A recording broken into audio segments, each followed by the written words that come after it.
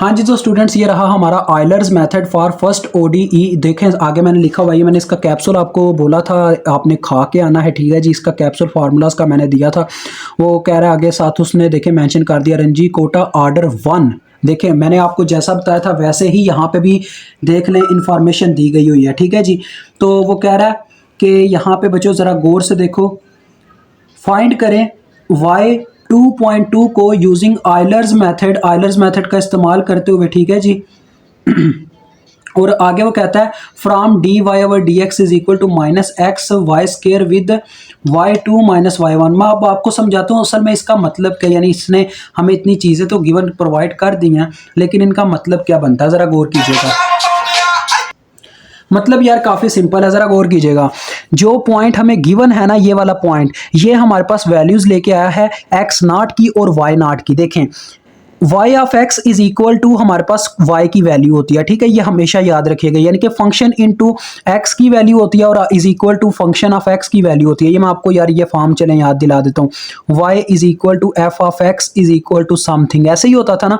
यानी कि जो हमारे पास इस ब्रैकेट के अंदर लिखा हुआ है वो x की वैल्यू है और जो यहाँ पे इज इक्वल टू किस साइड पे लिखा हुआ है वो y की वैल्यू है। तो लिहाजा यहाँ से हमें पता चलता है बच्चों हमारे x नाट की कितनी वैल्यू है, ज़रा गौर करो। x नाट की वैल्यू है 2 और y नाट की कितनी वैल्यू है, क्योंकि हमने नॉट से शुरू करना होता है, 0 से, ठीक है। तो y नॉट की वैल्यू है 1। हमने मालूम क्या करना है बच्चों, हमने मालूम करना है इस वैल्यू को, हमें नहीं पता यहाँ पे यानी कि y की क्या वैल्यू आती है, हमें इतना पता है ये पॉइंट है एक x का, ये xn आप इसको कह सकते हो, ठीक है बच्चों। अब आपने ना ये चीज़ खुद तय करनी है कि आपने ये डिफरेंस कितना रखना है। मैं आपको बताता हूँ, लेट्स से, अब यार आपको समझाना काफ़ी सिंपल है, इतना मुश्किल नहीं है मेरे लिए। तो बच्चों देखो यहाँ पे ना, असल में ना यहाँ पे अब मैं आपको बताता हूँ, डायरेक्ट हम ये फार्मूला नहीं लगा पा रहे यहाँ पे, क्योंकि मुझे ये नहीं पता 2 और 2.2, ये देखो ये एक x की वैल्यू है, ये दूसरी x की वैल्यू, यानी ये लेट से कह लें ये xn है, ठीक है, ये xn है 2.2। अब मुझे ये नहीं पता ये n की कितनी वैल्यू है, मतलब n की वैल्यू 2 भी हो सकती है, 3 भी हो सकती है, 4 भी हो सकती है, यानी ये x1 भी हो सकता है, x2 भी हो सकता है, x3 भी हो सकता है, यानी कि ये मुझे इन दोनों के दरमियान डिफरेंस नहीं पता कितना वैल्यू का है, ठीक है। तो जब ऐसा क्वेश्चन आ जाए तो आपने एक्यूरेसी दिखाने के लिए कम से कम h की वैल्यू 4 ले लेनी है, ठीक है जी। h की वैल्यू, सॉरी h की वैल्यू नहीं, n की वैल्यू 4 ले लेनी है, यानी कि नंबर ऑफ वैल्यूज हमारे पास 4 है, उसका ये मतलब होता है। तो उस कंडीशन में आप h का कौन सा फार्मूला अप्लाई करेंगे स्टेप साइज निकालने के लिए, वो ये फार्मूला था b minus A divided by n। अब यहाँ पे b आपके पास क्या है और a क्या है मैं आपको बताता हूँ। b आपके पास बच्चों यहाँ पे आपकी वो वैल्यू है जो आपकी xn की वैल्यू है, ठीक है, और a आपका इनिशियल पॉइंट होता है। तो इनिशियल आपका पॉइंट ये है जो आपको गिवन है x नॉट की फॉर्म में। तो b आपके पास कितना है 2.2, ठीक है बच्चों, और a आपके पास क्या है 2 डिवाइडेड बाय n। आपने कितना, आपने कहना लेट हम कर लेते हैं n हमारे पास 4 के बराबर है, ठीक है, डिवाइडेड बाय 4। ये बच्चों कंफर्म नहीं होता, n को 4 ही रखो, आप 4 से ऊपर भी रख सकते हो, लेकिन मैं कह रहा हूं कम से कम यार 4 पॉइंट्स में तो करो ना, ताकि एक्यूरेसी आ जाए आपके आंसर में, ठीक है। तो इस वजह से हम ये करते हैं।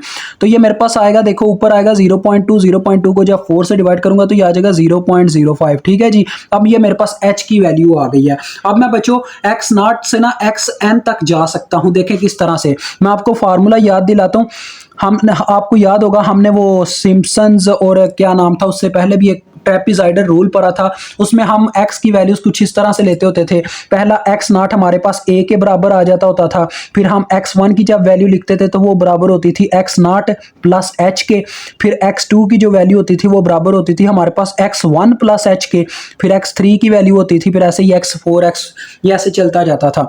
तो x नॉट की वैल्यू मेरे पास वैल्यू आ गई है। अब मैं x1 की निकालूंगा तो क्या फार्मूला आएगा बच्चों, x not plus h। x not की वैल्यू 2 है, तो 2 में जब बच्चों प्लस होगा 0.05 तो कितनी आ जाएगी 2.05। इतना यार आप कर सकते हो कैलकुलेट, ठीक है। तो अब x1 की आपको वैल्यू मिल गई है, ऐसे ही आपको पता चलेगा आपने कहाँ तक जाना है। अब देखें मैं x2 निकालता हूँ, x2 निकालता हूँ तो मेरे पास आ जाएगा x1 प्लस h। तो x1 की वैल्यू 2.05 है, इसमें जब 0.05 जमा करेंगे तो ये आ जाएगा 2.1। ओके स्टूडेंट्स, अब मैं जब निकालता हूं, यहां पे चलें आगे लिख लेता हूं, x3 निकालता हूं तो मेरे पास फार्मूला आएगा x2 प्लस h। तो x2 की कितनी वैल्यू है 2.1, इसमें जब 0.05 जमा होगा तो ये आ जाएगा 2.15। अब बच्चों नेक्स्ट हम निकालते हैं लेट्स से x4 की वैल्यू, तो उसमें फार्मूला आ जाएगा x3 प्लस h। जो कि मेरे पास निकलेगा, देखो 2.15 प्लस 0.05 तो ये आ गया 2.2, और यहीं तक हमने जाना था क्योंकि ये हमारा एक्स एन था, यानी कि हमारे एन की वैल्यू बच्चों 4 है, ये हमें पता चला। तो x4 है हमारे पास अपना लास्ट पॉइंट, और हमने x4 पे ही, यानी ये ऐसे लिखा हुआ है, देखो बच्चों ये अगर मैं इसको देखूं, यहाँ पे मेरे पास y इज इक्वल टू है एफ ऑफ एक्स था ना, तो यहाँ पे मेरे पास x की कौन सी वैल्यू बन रही है, x4, तो ये y4 कहलाएगा, ये कहलाएगा एफ ऑफ x4, और इसको मुझे मालूम करना है। ये मेरे पास सारी कंडीशन है, देखिए मैंने पूरा खुलासा आपके सामने रख दिया। अब हम इसको सॉल्व करेंगे, ठीक है। तो देखो बच्चों काफ़ी सिंपल है, आपको याद होगा मैंने आपको फार्मूला बताया था, फार्मूला था हमारे पास y of n+1 is equal to y n plus K1 का मैंने आपको फार्मूला बताया हुआ, वो अप्लाई करते जाना। मैं आपको यहाँ पे फिर भी लिख के दे देता हूँ, कैप्सूल में यार खिलाया हुआ है मैंने आपको, कैप्सूल जिन्होंने नहीं खाया वो अब अपनी मार खुद खा रहे हैं। तो देखो आ जाएगा f of x n y n, यही था ना। अब यहाँ पे n की वैल्यू हम शुरू में क्या रखेंगे, मैं इसको यहाँ पे फाइंड आउट कर दूंगा और यहाँ पे पुट कर दूंगा, ठीक है बच्चों। फर्स्ट आइट्रेशन में आप n की वैल्यू 0 से स्टार्ट करोगे, n इज इक्वल टू 0। तो देखो जब n इज इक्वल टू 0 रखा तो यहाँ पे आ गया y1, क्योंकि 0 + 1 y1 आ गया, ये हो गया y0 प्लस K1 की वैल्यू। अब K1 यहाँ पे यानी कि n की वैल्यू 0 पुट होनी है, तो ये क्या आ जाएगा बच्चों, K1 is equal to h की वैल्यू है 0.05 into f of x n की जगह आ जाएगा, देखो ये आ जाएगा, मैं आपको ना ये रफ अमल का प्रोसीजर है जो मैं आपको बता रहा हूँ।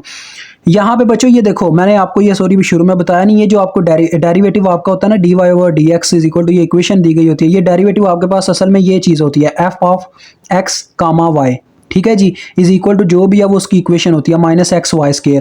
तो यानी जब मैं f of x n y n रख रहा था तो ये f of x n y n बराबर था -xn वाई एन का स्क्वायर। अब मेरे पास n की वैल्यू 0 है, तो यानी ये आ जाएगा एफ ऑफ x0 y0, यही आ जाएगा ना, ठीक है। और नेक्स्ट स्टेप में क्या होगा, अब जहां जहां यानी कि ये देखो मैं इसको यहां पे करता हूं, जब ये आया बच्चों देखो एफ ऑफ x0 y0 आया तो क्या हुआ, जहां पे x था वहां पे x0 की वैल्यू पुट होगी, x0 की कितनी वैल्यू है 2 है, तो ये आ जाएगा -2 ऐसे, क्योंकि वो माइनस बाहर है। और आगे y0 आ चुका होगा, y0 की कितनी वैल्यू है 1, तो 1 का स्क्वायर ऐसे आ जाएगा, तो ये कितना आता है -2 आता है, यानी कि आपके पास ये -2 आएगा, -2 को इससे ज़रब दो, देखो आपके पास कितना आता है। ये मेरे ख्याल में बच्चों हमारे पास आ जाएगा, फिर भी मैं चेक करता हूँ यार, जो भी आता है चेक तो करना ही है ना। -2 मल्टीप्लाई बाय 0.05 -1, सॉरी -1 क्या है, -0.1, तो ये बच्चों आपके पास आता है -0.1। यहाँ पे जब पुट करेंगे देखें y1 की वैल्यू हमें मिल जाएगी, y0 कितना है अपने पास 1, और ये जब पुट किया तो ये आ गया -0.1, तो हमारे पास वैल्यू आ गई 0.9। हमने y1 नहीं निकालना, हमें चाहिए y4 की वैल्यू। तो अब हम नेक्स्ट मूव कर जाएंगे, यानी कि अब हम रखेंगे n इज इक्वल टू 1। जब n इज इक्वल टू 1 रखा तो आपके सामने देखें 1 + 1 ये 2 हो जाएगा y2, और यहाँ पे पुट हो जाएगा देखें y1 प्लस K1। लेकिन बच्चों अब K1 की जो फार्मूला वो डिफरेंट हो जाएगा, अब K1 की वो वैल्यू नहीं रही जो पहले थी, अब ये चेंज हो जाएगी। देखें अब K1 की वैल्यू चेंज होने लगी है, ज़रा गौर करें। मैं यार कहता हूँ यार आपको, आप ना क्वेश्चन में ज़्यादा बेटर रहने के लिए ना K1 का जो है ना यहाँ पे ऑर्डर तो होना ही चाहिए, क्योंकि K जो है थोड़ा परेशान करेगा हमें। आप पता है क्या करो यार, जैसे जैसे आइट्रेशन बढ़ती जाए वैसे वैसे के नेम चेंज करते जाओ। अब ये पहले K1 आपने रखा, अब रखो K1 प्राइम, ठीक है, प्राइम लिख दो। उसकी वजह ये है ताकि यार आप ये जो आप रफ अमल में निकालोगे ना, देखो एक उस्ताद जब इसको देखेगा तो उसको ये डिफरेंस नजर नहीं आ पाएगा अगर आप इसको भी K1 के नाम से ही फाइंड आउट करने बैठ जाओगे। वो ये नहीं समझ पाएगा K1 ऊपर वाला कौन सा K1 आपने निकाला, नीचे वाला कौन सा निकाला। तो लिहाजा इसको K1 प्राइम से नाम दो, अगला आएगा तो डबल प्राइम कह लो, उससे अगला आएगा तो ट्रिपल प्राइम, यानी उसका नाम थोड़ा डिफरेंस दिखाते रहो। फार्मूला वही रहेगा h into f of x n y n. अब n की वैल्यू 1 है तो ये आ जाएगा एफ ऑफ x1 y1। तो देखो मेरे पास क्या आ गया, h की जगह तो 0.05 ही आ गया, और यहाँ पे आ गया एफ ऑफ x1 y1। तो x1 और y1 की बच्चों क्या वैल्यू, अब हमने वो पुट करनी है। देखिए आ जाएगा एफ ऑफ x1 y1। ये आपका थोड़ा रफ अमल मैंने साइड पे कर रहा हूँ। तो अब यहाँ पे x1 की वैल्यू और यहाँ पे y1 की वैल्यू, x1 की वैल्यू कितनी है हमारे पास 2.05, तो यहाँ पे पुट हो गया -2.05 इनटू आगे बच्चों y1 की वैल्यू मैंने पुट करनी है जिसका स्केयर है y1 की कितनी वैल्यू आई है 0.9, तो ये आ जाएगा 0.9 का स्केयर ऐसे। ठीक है, अब आप इसको मल्टीप्लाई करके देखें क्या नंबर आता है और उसको 0.05 से मल्टीप्लाई दे तो आपके पास k1 प्राइम आ जाएगा। मैं देखता हूँ ये कितना आता है हमारे पास बच्चों, जरा रुक जाइएगा, कितना आता है जी। तो बच्चों यहाँ पे मेरे पास k1 प्राइम की वैल्यू आ रही है -0.083, आगे 025, यार ये 4 डेसिमल तक लिख लेते हैं। तो जब हम इसमें y1 यानी जमा करेंगे, y1 आपके सामने 0.9 है, तो 0.9 में जब ये k1 प्राइम की वैल्यू जमा होगी तो फिर देखते हैं कितना आता है। तो ये बच्चों मेरे पास आ जाता है 0.8169। ठीक है जी, 0.8169। अब आपने y2 भी निकाल लिया, हमने जाना है y4 पे, तो लिहाजा अब हम n2 पे n is equal to 2 put करेंगे। ये हमारी मजबूरी है बच्चों, हमें स्टेप बाय स्टेप चलना पड़ेगा क्योंकि उसके हर फार्मूले में प्रीवियस वैल्यू का होना ज़रूरी है। ठीक है जी, जब बच्चों आपने y3 का फार्मूला लिखना है तो मैंने बता दिया अब आपने कैसे डिफरेंस लिखना है। देखो जब y3 यानी कि n की वैल्यू 2 पुट की तो यहाँ पे हो गया 2 + 1 यानी y3 आ गया, यहाँ पे आ जाएगा y2 क्योंकि yn है, सिंपल n की वैल्यू 2 है, और यहाँ पे आपने k1 ऊपर डबल प्राइम लगा देना। ठीक है, ताकि प्रीवियस वाले से मजीद डिफरेंस नजर आए। ठीक है, अब आपके पास k1 डबल प्राइम का क्या फार्मूला आ जाएगा बच्चों, k1 डबल प्राइम का आपके पास फार्मूला आ जाएगा h into f of x2 y2। तो देखो ये आ जाएगा 0.05 into f of x2 y2।